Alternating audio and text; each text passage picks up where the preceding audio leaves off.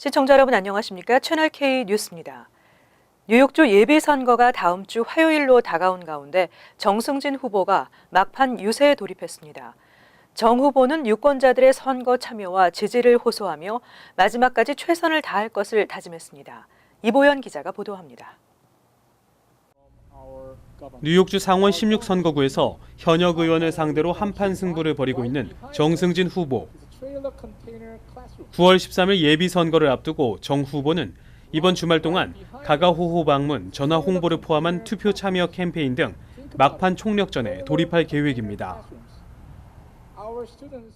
또 여러 가지 크고 작은 그 동네 이벤트를 통해서 유권자분들에게 다시 한번 9월 13일 화요일 날 선거가 있다는 것을 알려드리고 많이들 나와서 투표하시라고 투표 참여 캠페인에 집중을 할 것입니다. 현재 뉴욕주에 사는 아시아계는 전체 인구의 약 15%. 하지만 아직까지 아시아계 상원 의원이 당선된 적은 없는 실정입니다. 정승진 후보는 한인을 포함한 소수계 권리 보호, 소상인 보호와 지역경제 활성화, 기존 정치권 부정부패 척결을 통한 지역사회 발전 등 여러 현안 해결을 위해 노력할 것이라며 다시 한번 지지를 호소했습니다. 한인과 또 우리 에이시안과 또 이민자들을 위해서 열심히 일하는 일꾼이 될 것입니다. 또 우리 지역 경제와 지역 경제를 활성화시키고 일자리를 만드는 뉴욕주 상원의원이 되려고 합니다. 그 첩경은 스몰 비즈니스, 소상인들을 보호하고 육성하는 것입니다. 부정부패 문제를 또 해결하는 그런 개혁가가 되려고 합니다. 이번 13일 뉴욕주 예비선거에서 유권자들은 각 투표소에서 오전 6시부터 오후 9시까지 투표할 수 있습니다.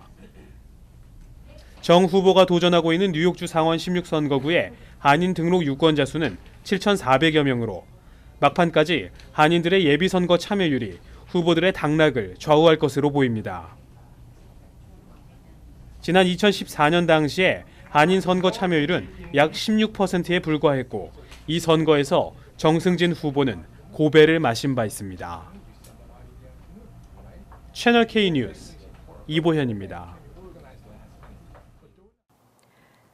대표적인 친한파 마이클 혼다 연방 하원 의원이 11월 결선 투표를 앞두고 어려움을 겪고 있는 가운데 한인사회 일각에서는 혼다 의원 지지를 호소하는 움직임이 있었습니다. 이보연 기자의 보도입니다. 일본군 위안부 문제, 아베 신조 일본 총리에 대한 사과 요구. 마이클 혼다 의원은 그동안 한인 사회와 세계 인권을 위해 목소리를 높여왔습니다.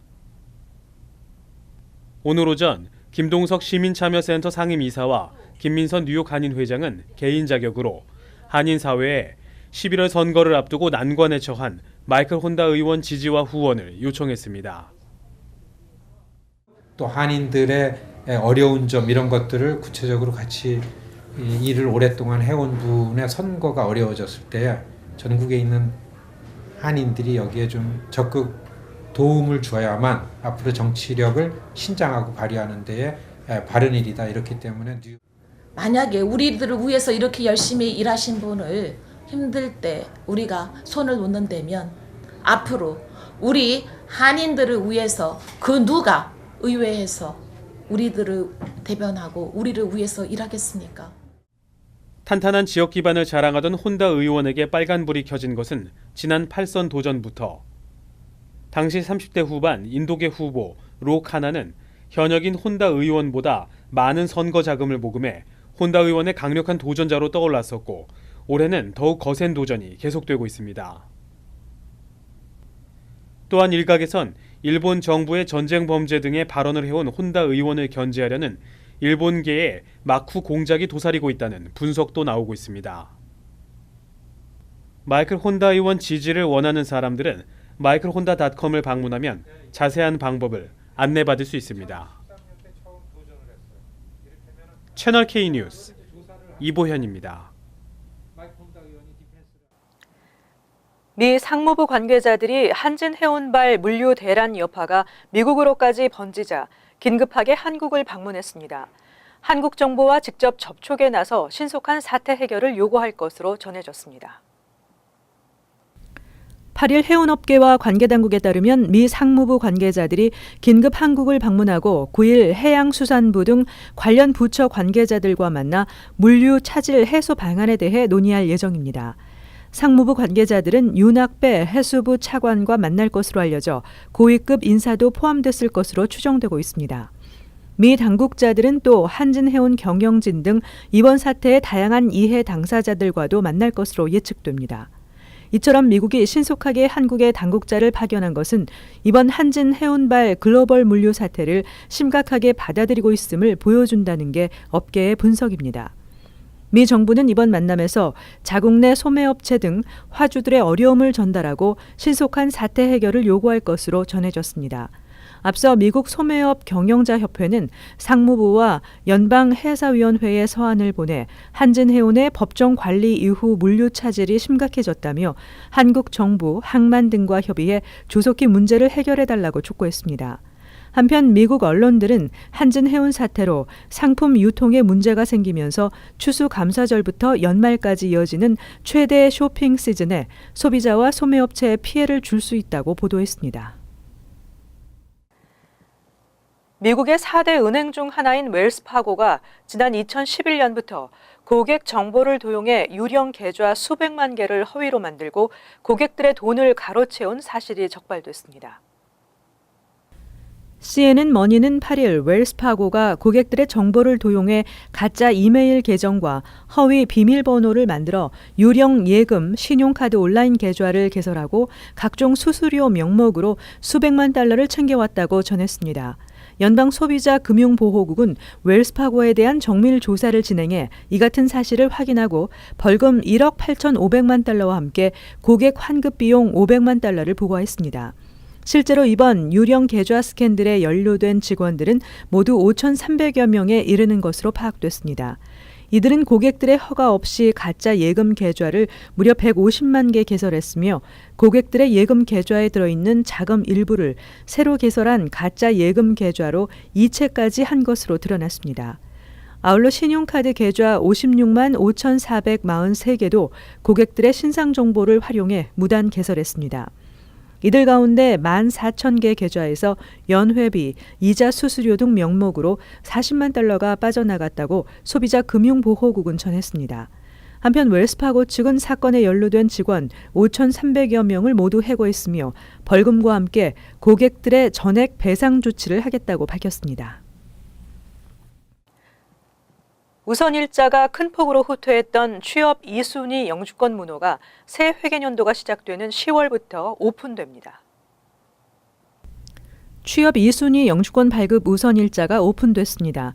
연방 국무부가 8일 발표한 10월 영주권 문호에서 취업 2순위는 2017 회계연도가 시작되는 10월부터 곧바로 문호가 오픈되며 당분간 오픈 상태를 유지할 것이라고 밝혔습니다. 취업 2순위 영주권 발급 우선 일자는 9월 영주권 문호에서 2014년 2월 1일로 우선 일자가 후퇴했었습니다. 하지만 취업 3순위는 새 회계연도 시작에도 불구하고 10월 영주권 문호에서 2016년 6월 1일 우선 일자를 나타냈습니다. 지난달에 비해 한 달 진전되는 데 그쳤습니다. 가족 이민은 전 순위에 걸쳐 우선 일자가 소폭 진전됐습니다. 가족 2A와 2B는 각각 5주와 6주씩 우선 일자 진전이 나타났으며 여타 순위에서는 1주에서 3주 진전되는 데 그쳤습니다. 한편 세계적 특기자나 국제기업 간부, 직원 이민이 오픈돼 있고 100만 달러 투자 이민과 50만 달러 파일럿 투자 이민도 모두 오픈됐습니다. 빌 드블라지오 뉴욕시장이 특목고 입시제도 개편 의지를 재천명했습니다. 입학시험에만 의존하지 않고 에세이나 내신, 추천서 등 다양한 기준을 적용해 인종 불균형을 해소하자는 입장입니다. 드블라지오 시장의 특목고 입시제도 개편 공약이 현실화될 전망입니다. 8일 데일리뉴스 보도에 따르면 드블라지오 시장은 입학시험 결과에만 의존하는 현 특목고 입시 제도는 불합리하다며 뉴욕시 특목고의 학생 분포는 시 전체 인종 현황을 반영하지 못하고 공정하지 않다고 밝혔습니다. 현재 뉴욕시 전체 8개 특목고는 아시안과 백인 학생들이 다수를 차지하고 있는데 드블라지오 시장은 이 같은 불균형이 특목고 입학 제도에 있다는 입장입니다. 드블라지오 시장은 인종별 균형을 위해 입학시험 외에 에세이, 내신, 추천서 등 다양한 기준을 고려하는 방식으로 입학 제도를 개편하자고 주정부에 요구했습니다. 하지만 입학시험으로 신입생을 선발하는 현 제도를 옹호하는 목소리도 큽니다. 또 지난해 뉴욕대 연구팀이 발표한 논문에 따르면 입학시험 외에 주 표준시험, 내신, 출석률 등 다양한 기준을 반영했지만 인종별 불균형이 나아지지 않는 것으로 분석돼 불균형의 원인이 입학시험 때문만은 아니라는 지적도 있습니다. 한편 특목고 입시제도 개편안은 지난해 주의회에 상정됐지만 최종 부결된 바 있습니다. 운전면허 시험도 시대에 맞춰 바뀌게 됐습니다. 앞으로 뉴저지 운전면허 시험이 한결 쉬워질 것으로 기대되고 있습니다. 도로 주행 시험 중 자동차에 설치된 후방 카메라나 주차 센서 등을 사용할 수 있게 됐습니다. 지난 6일 뉴저지 운전면허 도로 주행시험 개정안이 주지사 서명 후 곧바로 발효됐습니다. 그동안 뉴저지주 차량국은 운전시험을 볼 때 차량에 설치된 각종 운전 보조 기기들의 사용을 금지해 왔습니다.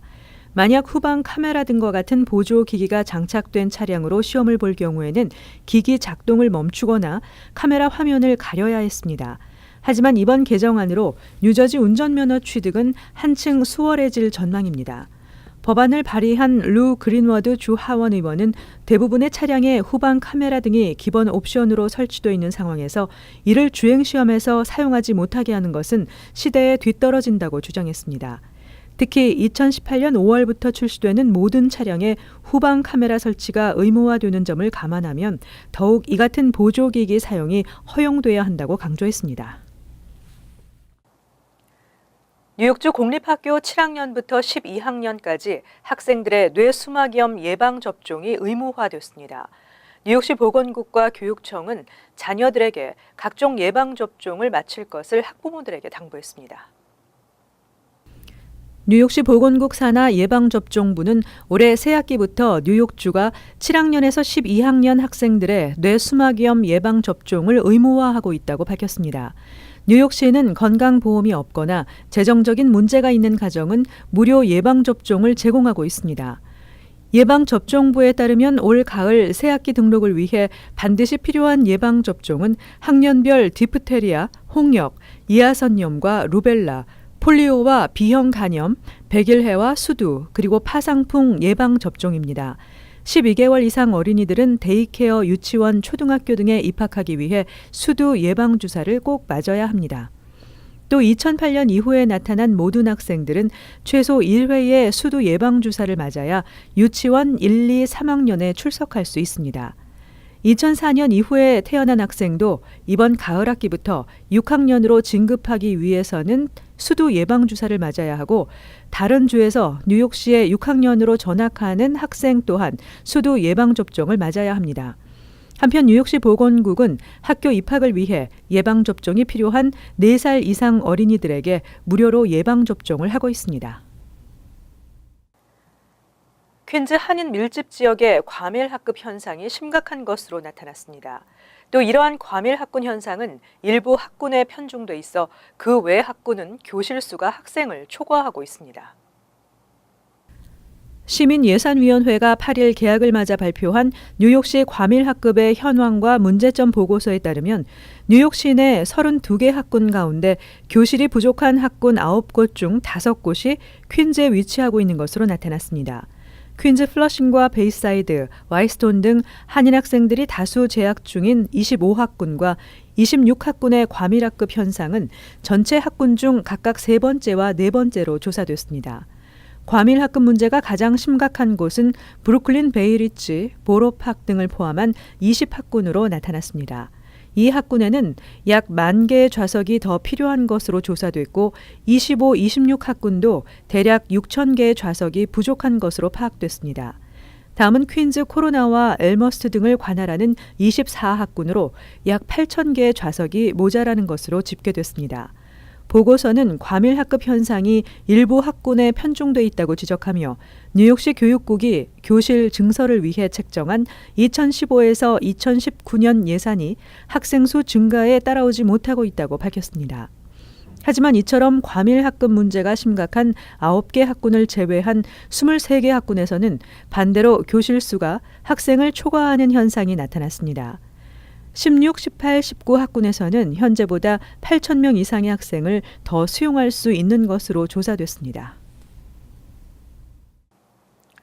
이어서 LA 지역 한인사회의 소식입니다. 최근 LA와 오렌지 카운티 일대에 벌떼가 자주 출몰해 주민들이 벌에 쏘이는 사고가 잇따르고 있습니다. 특히 8월부터 10월은 벌들이 산란기에 접어들어 공격 성향이 더 강해진다고 합니다. 김정균 기자의 보도입니다. 세리토스의 한 주택가. 수천 마리의 벌떼가 순식간에 날아들더니 집 앞 버려진 카우치에 임시 거처를 만듭니다. 8월부터 10월은 벌들의 종족 번식 기간. 새 여왕벌에 자리를 내준 어미 여왕벌은 일부 일벌들과 이렇게 밖으로 나오는 분봉을 시작합니다. 요즘 벌떼 출몰이 잦은 것도 바로 이 같은 이유 때문입니다. 어미벌이 나와가지고 자기들이 독립해서 새로운 집을 찾기 위해서 잠시 집 주변에 그 나무 같은데 하루 이틀 묵었다가 날아가는데 그것을 동네 주민들이 많이 살펴보는 거죠. 주택가와 공원 인근에 벌떼 출몰이 늘면서 사람을 공격하는 일도 잇따랐습니다.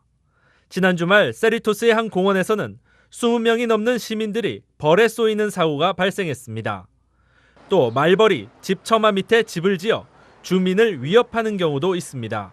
사람의 그 몸에 있는 열을 감지함으로써 바로 즉각 공격이 들어옵니다. 그렇기 때문에 집안에 있는 것들은 가능하면 빨리 처리하는 게 좋겠죠. 벌떼를 만나 공격을 당할 경우 20m 이상 손을 휘저으며 도망가는 게 좋습니다. 특히 말벌의 경우 주로 곰이나 오소리를 천적으로 하고 있어 밝은 색보다는 어두운 색 옷에 더 공격적일 수 있습니다.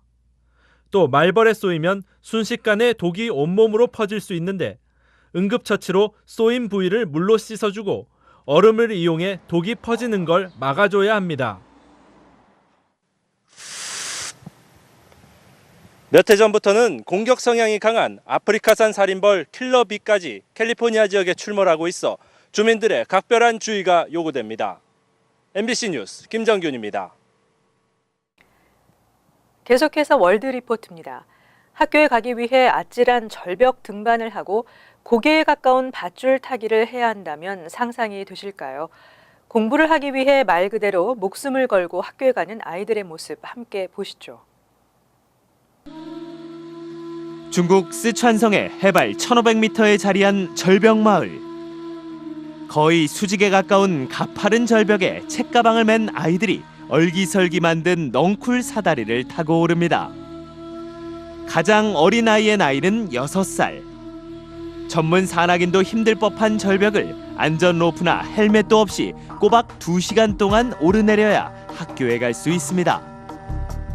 학생들의 등 하굣길을 취재하던 한 방송사 기자는 울음을 터뜨립니다.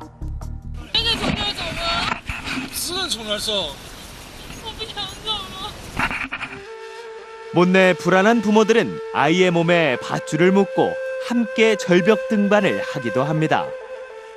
워낙 위험하다 보니 한 번 등교하면 학교에서 잠자며 열흘 동안 수업하고 집에 돌아와 닷새를 쉽니다. 절벽마을 아이들의 딱한 소식이 세상에 알려지자 최근에서야 지방정부는 철제 계단을 만들어주겠노라 약속했습니다. 하지만 지구촌 곳곳에서는 정부의 무관심 속에 아찔한 등굣길에 나서야 하는 아이들이 여전히 많습니다. 네팔의 한 산골 마을. 교복을 입은 학생들이 낡은 줄에 아슬아슬하게 매달린 채 강을 건넙니다. 손으로 줄을 잡아당기며 앞으로 나가야 해 손에는 굳은 살과 상처투성입니다. 몇 해 전엔 줄이 끊어져 5명이 숨지는 사고도 일어났습니다. 하지만 이 밧줄만이 학교로 가는 유일한 통로여서 목숨을 건 등굣길은 오늘도 계속되고 있습니다. 남미 콜롬비아의 첩첩산 중에서도 비슷한 풍경이 펼쳐집니다. 어린 딸과 엄마가 험난한 협곡을 잇는 800m 길이의 짚라인을 탑니다. 협곡 반대편에 있는 학교에 다니려면 다른 방법이 없기 때문입니다. 등 하굣길이 무서워 학교에 가지 못하고 집에서만 지내는 아이들도 있습니다. Aprender I a want to leer, learn reading, writing, a lots of things. escribir, muchas cosas. 주민들은 수년째 케이블카 설치를 요구하고 있지만 깜깜무소식. 학교에 가기 위해 안전장비 하나 없이 공포와 불안 속에 짚라인을 타는 아이들의 모습이 안타까움을 자아내고 있습니다. 다음은 간추린 소식입니다. 텍사스주 브루스터 카운티에 있는 알파인 고등학교 밴드 연습장에서 8일 오전 9시쯤 총격 사건이 발생해 용의자 1명이 사망하고 2명이 다쳤습니다. 경찰에 따르면 5발의 총성이 울린 가운데 총에 맞은 여학생은 연습장 바깥으로 뛰쳐나와 외부의 도움을 요청했습니다. 총을 쏜 용의자는 화장실에서 자살했습니다. 경찰은 자살한 용의자를 발견한 직후 추가 범인은 없다며 정확한 범행 동기를 수사하고 있습니다. 연방이민세관 단속국은 지난달 말 애틀란타의 한인 밀집 지역에 위치한 룸살롱 2곳을 급습해 모두 14명의 여성 종업원을 무더기 체포했습니다. 이들은 불법 체류 신분은 물론 무비자로 입국해 취업 신분이 없는 여성들이 다수를 차지한 것으로 알려졌습니다.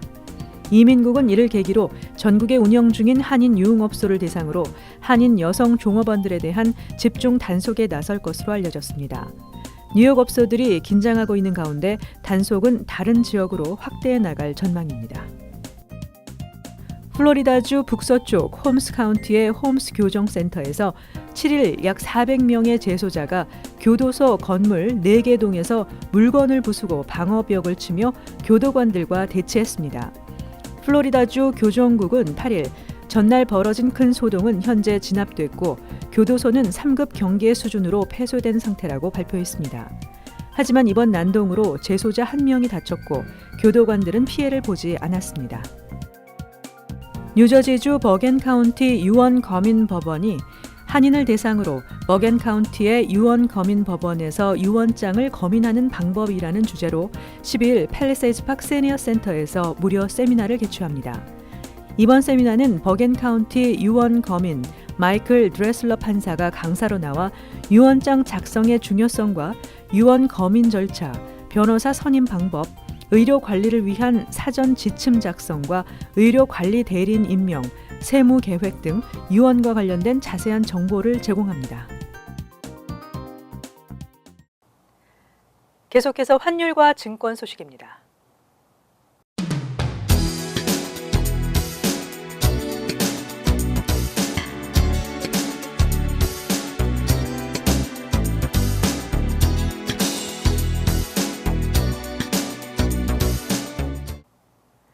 이어서 날씨입니다. 토요일은 대체로 맑은 날씨에 습도가 높겠습니다. 낮 최고 기온은 88도, 섭씨 31도, 밤 최저 기온 73도, 섭씨 23도 예상됩니다. 일요일은 구름이 많은 날씨에서 차차 맑아지겠습니다. 월요일도 맑고 쾌청하겠습니다. 화요일은 기온이 다소 올라가겠지만 여전히 맑고 쾌청한 날씨 예상됩니다.